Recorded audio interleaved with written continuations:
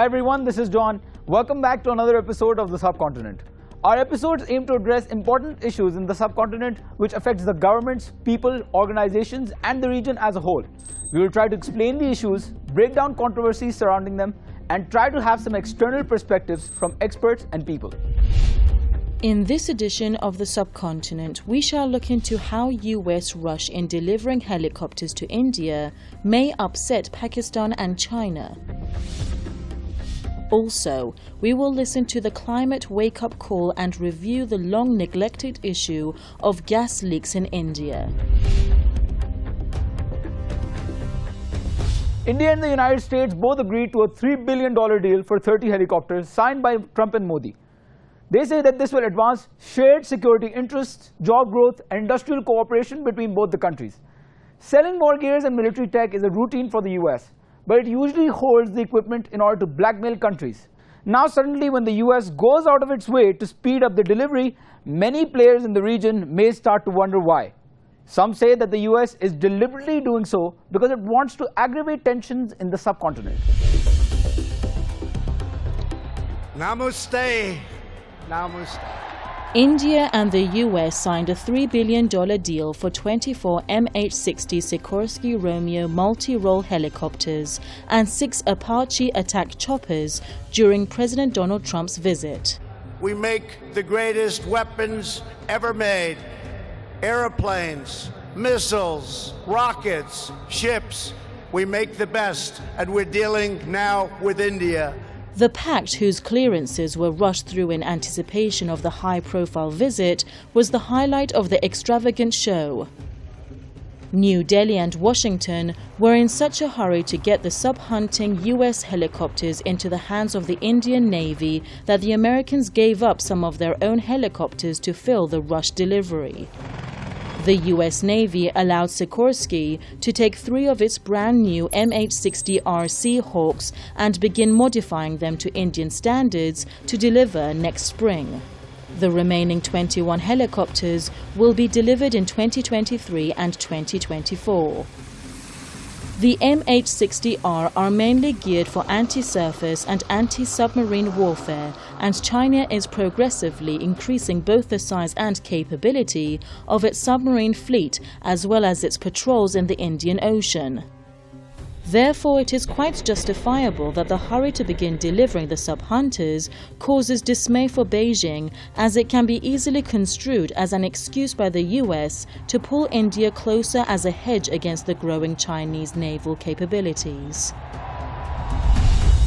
Since Modi came in until 2019, India was the second largest arms importer in the world. The repeated border violations with China and Pakistan raised suspicions that the government needs arms because its neighbors are getting bothered by the hostile environment that India has created. Critics say that India should be focused on toning down the Hindu nationalist Modi government's aggression in Kashmir and fix the active Muslim persecution in the country, rather than getting equipment to wage wars across the borders. The other kind of choppers that India is purchasing is the 2-seat Apache, arguably the most advanced and effective attack helicopter on the planet. The deal for 6 new Apache choppers follows a contract for 22 helicopters ordered by the Air Force in 2015, and some believe the new purchase may be just a first step toward the acquisition of as many as 40 helicopters. The Apache's manufacturer, Boeing, has already launched a factory in Hyderabad to produce helicopter fuselages, with the plant expected to become the only producer of Apache fuselages in the world. The sale of Apaches is a cause of consternation for another neighbor, Pakistan. Specialized for armed reconnaissance, mobile strike and close air missions, and equipped with AGM-114 Hellfire missiles and Hydra 70 rockets, the AH-64E Apache choppers will provide the Indian Army valuable support in challenging border regions. Having noticed New Delhi's Apache purchases, Pakistan is reportedly threatening to purchase Chinese Z-10 attack helicopters if Islamabad cannot buy new Turkish or American aircraft. Any move by Pakistan to deepen its military ties with China would encourage India to further its partnership with the US, Thus, the vicious circle will continue.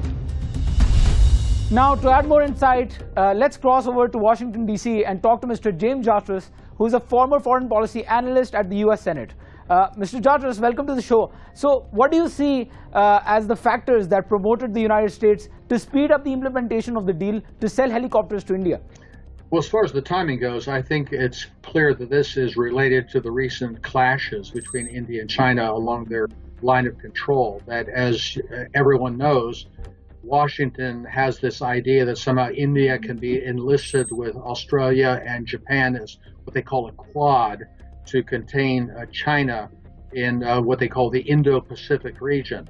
So I'm sure this is the kind of thing that was in the works for a long time, but Washington wanted to speed this up as a show of support for the Indians in any kind of difference with the Chinese. All right, so how does this U.S. rush to deliver these choppers affect the tensions at the Indian border with Pakistan?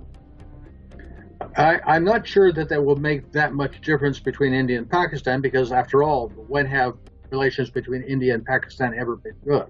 And this is a long-running story between those two countries. I'm sure this will add to what is already a very tense situation.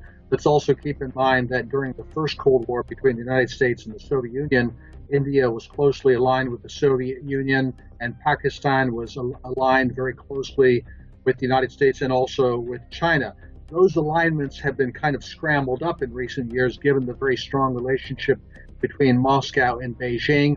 Pakistan has been buying some military equipment from Russia, although Russia also maintains very good relations with the Indians. So there's a lot of context to this that especially relates to the relationship between Islamabad and New Delhi.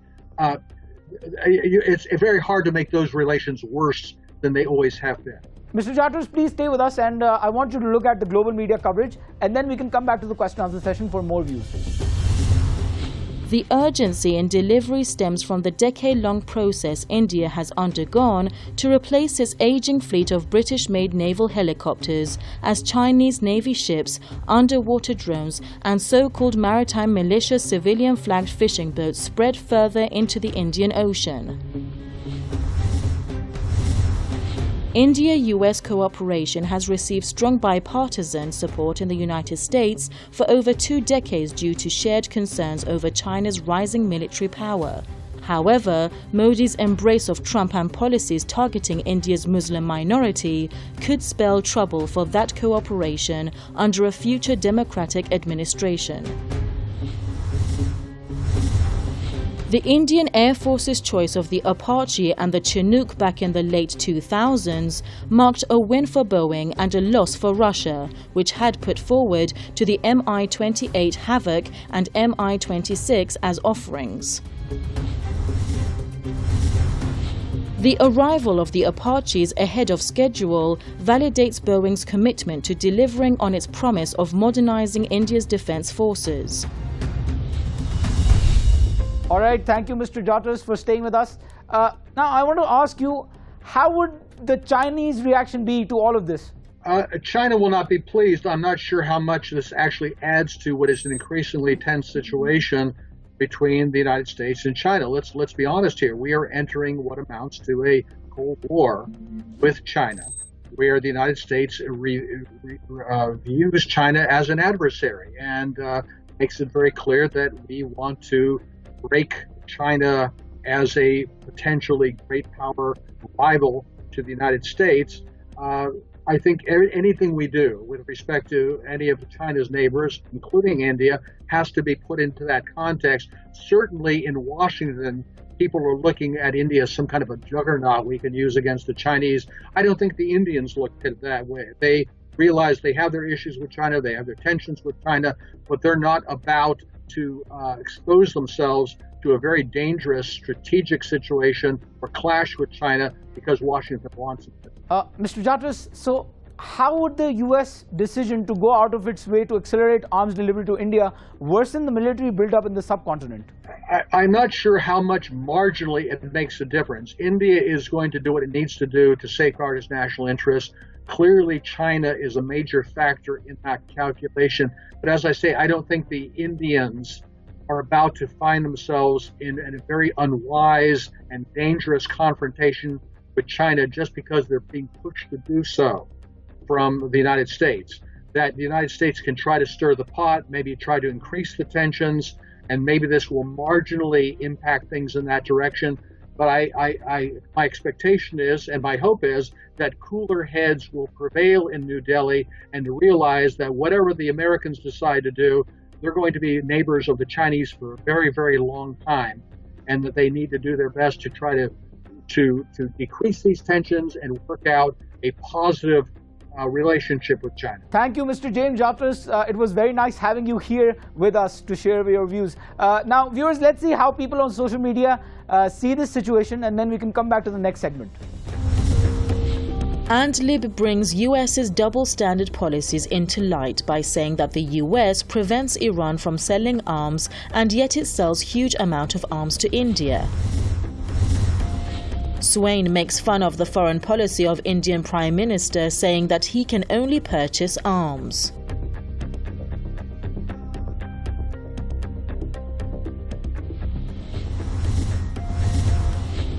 Ayushman argues that by selling arms to India, the US is striving to save its sinking economy. Bukhari 88 points Pakistan as the main reason for India's purchase of arms.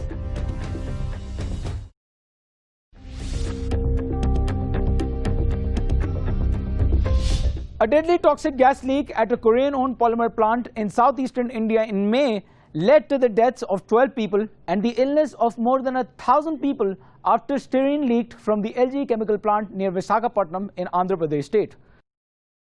The same day that this incident happened, National Human Rights Commission of India sent a notice to the government that this incident was a gross violation of right to life.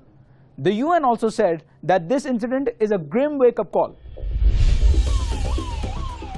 A Korean-owned polymer plant leaked gas into a coastal Indian city in May and killed 12 people and put hundreds in hospital.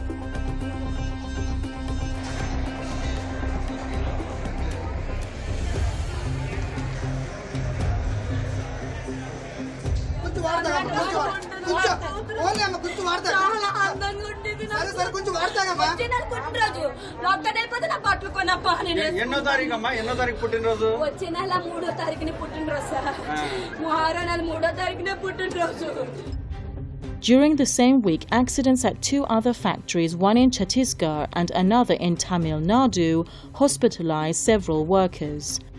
A month earlier, 6 people, including 2 toddlers, died when the waste pond burst at a factory in Madhya Pradesh's Singrauli region. India's recent history is full of such tragic disasters, both for people and for the environment. In almost all the cases, the catastrophes happen in foreign-owned factories operating in violation of environmental and safety regulations. Some believe that it is government's fault for lack of effective laws and clearances that mandate carrying out scoping and pollution studies, consulting with affected communities and mapping out any potential contaminating impact, all under the scrutiny of an expert panel. However, many see the greater threat that can have repercussions far beyond sporadic leaks and odours that disrupt Indian towns and cities. The gas escapes from storage tanks and vents in poorly constructed facilities, and leaky pipelines throughout India can make the country more vulnerable in terms of climate change. The weather dynamic of the subcontinent is the factor that can accelerate many climate disasters around the world. India is home to one of the world's worst industrial disasters. The Bhopal disaster, also referred to as the Bhopal gas tragedy, was a gas leak incident on the night of 2nd December 1984 at a pesticide plant in Bhopal, Madhya Pradesh, which exposed over 500,000 people to methyl isocyanate gas, a highly toxic substance. Critics say that the government is also complicit in these incidents. The government is accused of being complacent in quality checks and inspections. Some say that corruption also has a role to play here. The latest catastrophe, which occurred at the LG Polymers chemical plant in Venkatapuram village, brings to mind the toxic gas leak that killed thousands in Bhopal in 1984. The Visakhapatnam and Bhopal incidents both involved transnational corporations, LG Chem based in South Korea and Union Carbide of the United States in the case of Bhopal.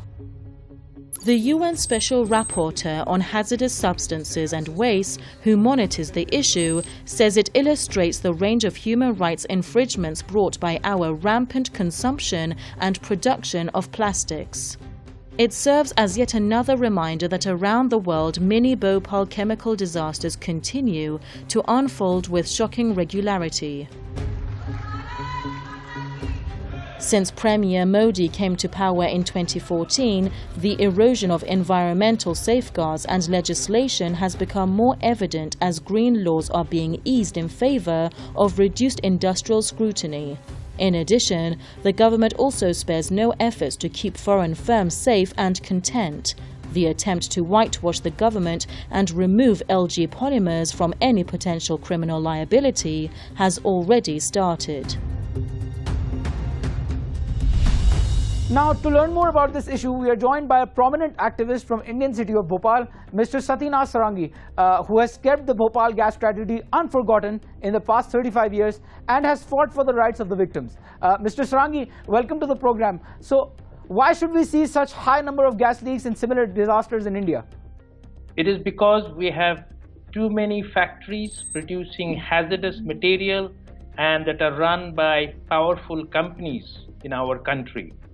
See, because of the environmental regulations in European countries, in USA and other countries in the Northern Hemisphere, all these hazardous processes and technologies are coming to India. India, China and Brazil are probably getting many more hazardous facilities than any other place in the world. And that is why, and because these are powerful companies, they can flout the local laws, they do not obey the environmental regulations, and they get away with murder. And this is the reason why we have too many of these gas leaks and other industrial disasters in our country. All right, then, who is the real culprit for toxic gas leaks across the country? Who do you blame more? The government for the lack of regulations and supervision, or the companies for the negligence and disregard? I mean, if you look at it objectively, it is the profit motive that is the real culprit. It is because people want to make more and more profit out of poisons that kill people, that destroy the environment. That is why these are happening. So, and among the corporations, between corporations and governments, I would say most often they're complicit in these crimes against the environment and people. But among the two, I would more blame the corporations because they have the knowledge that these are hazardous products. They have the prior knowledge that these are unsafe technologies, and yet they carry on with their commercial operations. And not just that, but because they also, to cut down costs, to maximize profits, most often they knowingly subject the workers and the neighborhood people to avoidable hazards. In fact, they impose extremely hazardous conditions of work as well as living conditions for the neighborhood people, and they do it knowingly. And of course, the government in most, not just in India, they are most often in cahoots with these corporations. They allow this to happen. Mr. Sarangi, before asking more questions, let's see media views regarding this problem, and we can continue with the question answer session later. The latest disaster has rightly drawn parallels to the toxic gas leak that killed thousands in Bhopal, India in 1984, said UN Basket Tunkek, Special Rapporteur on Hazardous Substances and Waste. We would like the company to proactively respond to the incident and ensure that the same level of responsibility is taken if this incident were to happen in EU or United States, says State Industries Minister Gautam Reddy. Environmentalists said this lack of enforcement and accountability on environmental laws meant it was not uncommon for major industries such as construction or coal mines to operate without clearance. Federal and local pollution and industrial safety watchdogs are often thinly staffed and poorly trained and equipped. Mr. Sarangi, thank you for staying with us. So, is it a coincidence that many of such incidents occur at foreign-owned plants or factories? Yeah, that's a good question, and in fact, it is not a coincidence. The fact is, most of the foreign corporations are powerful. They're politically powerful. They can bend the laws, just like Union Carbide and Dow Chemical have done. They can get away with murder. Because they're powerful. The second thing is, most of these foreign-owned factories are controlled from afar. Just as Union Carbide in Bhopal was controlled by Union Carbide Corporation USA. And most often these corporations follow double standards. One standard of safety for people in their country and another standard for people in countries like of the South. It's clearly environmental racism that most of these foreign corporations follow.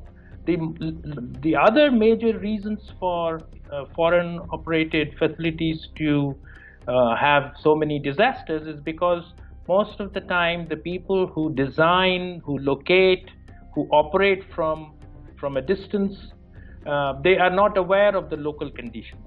Union Carbide did not know about the monsoon rains when they designed the ponds for keeping the chemical effluents. That's why every monsoon these ponds would overflow. So most of the time the foreign owners do not know about local conditions. All right, since we're short on time, I would like to ask you lastly that why gas leaks and in general any other environmental disasters in India matter for the whole subcontinent and eventually the world, of course. See, we know from a lot of experience, more and more, particularly with the climate change things that are going on now, that the environment does not respect state national boundaries. I mean, take for example, we have 6 of the dozen original persistent organic pollutants that are in the groundwater in Bhopal. And we know that persistent organic pollutants can travel across continents. So what we are seeing here, we know that routinely in the waste management facilities in India, in the medical waste management facilities all over the country, we know that a lot of dioxins are emitted. Now these dioxins are not going to respect, Indian boundaries. They go all over. What climate change is telling us, what the increasing chemicalization of the world is telling us, that we can no longer afford to just go by national boundaries when we are considering issues of, particularly issues of industrial pollution and issues like climate change. All right, Mr. Sarangi, thank you so much for coming to our program and sharing your views. Thank you. Viewers, now let's see how people have reacted on social media and cyberspace before we end this program. Swain criticizes the Indian media for keeping silent towards the gas leak in India and says the South Korean factory had no environmental clearance since 1997.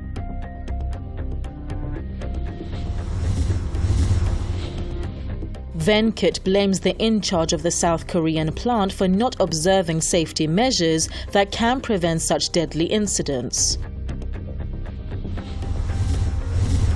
Julia, on the other hand, expresses her concern over the gas leak incident in Assam, India, by emphasizing its consequences on environment.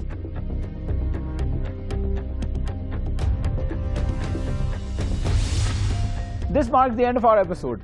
To watch bits of our episode and more updates, follow us on our social media platforms and make sure to give us feedback about what you think. We'll meet the same time, same day next week. Thanks for watching.